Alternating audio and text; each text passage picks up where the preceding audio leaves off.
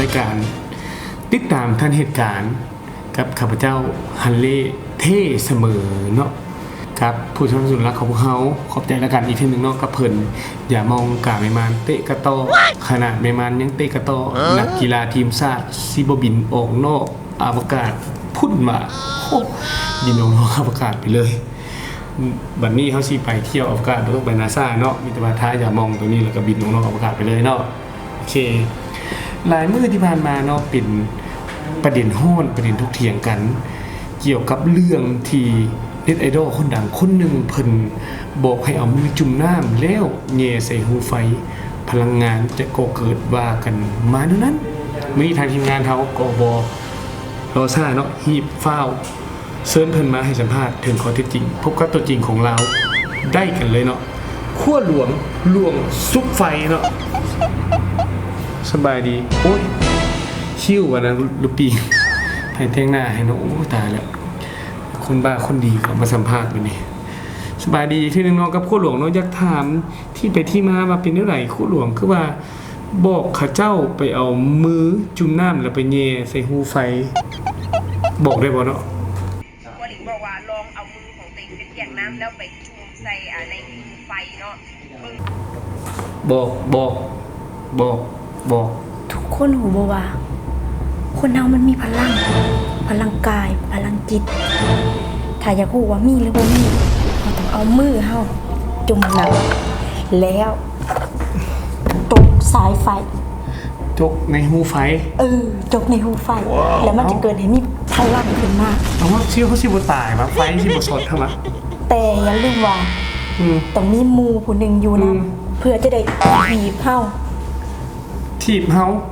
ก็แปลว่าเขาเป็นบ้าซะตัวอยู่เอามือไปจุ่มหูไฟให้หยังบ่เข้าใจเป็นหยังต้องจุ่มหูไฟเนาะอันนี้ก็เป็นเรื่องแปลกเนาะ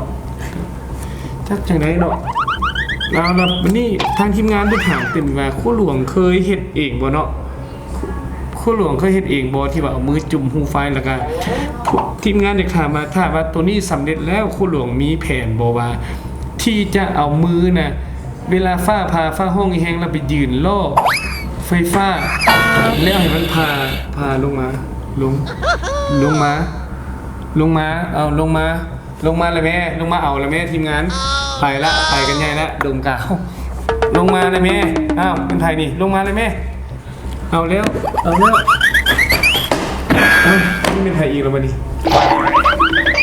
เจ้าเป็นไทยตำมี่มาก็มีคนส่งตำมี่มาเห็นบอลตำมี่ยังไงมันดมกาวนี่นะไปตำจำข้าวเปียกโอ้ตำรวจเอ้าในนี่ก็มีมาตำรวจนี่ครับสั่ง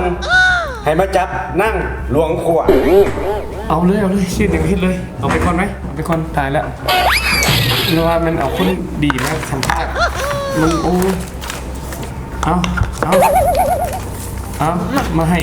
มาไม่ค่อยดมอีกวันนี้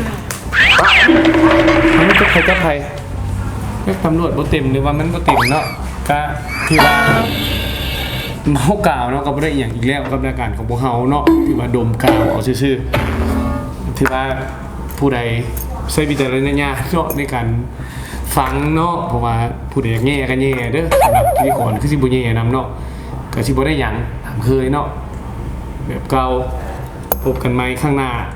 เทื่อหน้าขอสิเอาไปมาสัมภาษณ์จะติดตามกันต่อไปสำหรับนี้